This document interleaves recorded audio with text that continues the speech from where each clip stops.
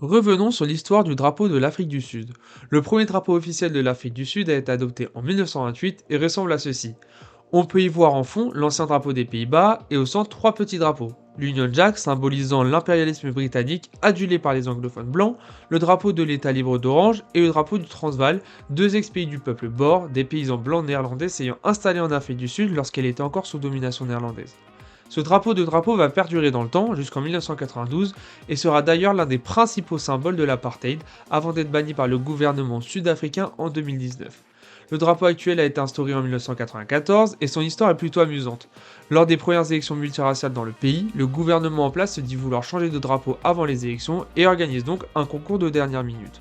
Au final, aucune des 7000 propositions faites n'est retenue et c'est le vexillologue Frédéric Brownell qui est chargé de réaliser un drapeau temporaire en moins d'une semaine qui sera finalement gardé au vu de l'engouement de la population. Sur le drapeau, on y retrouve les couleurs du drapeau néerlandais et britannique en référence au peuple Boer présent encore sur place.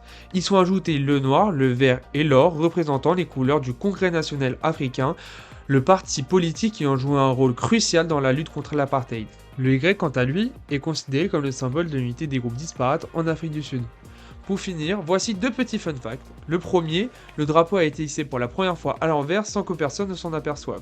Et le deuxième, Frédéric Brownell est aussi l'auteur du drapeau de la Namibie et de l'ancien drapeau du Lesotho.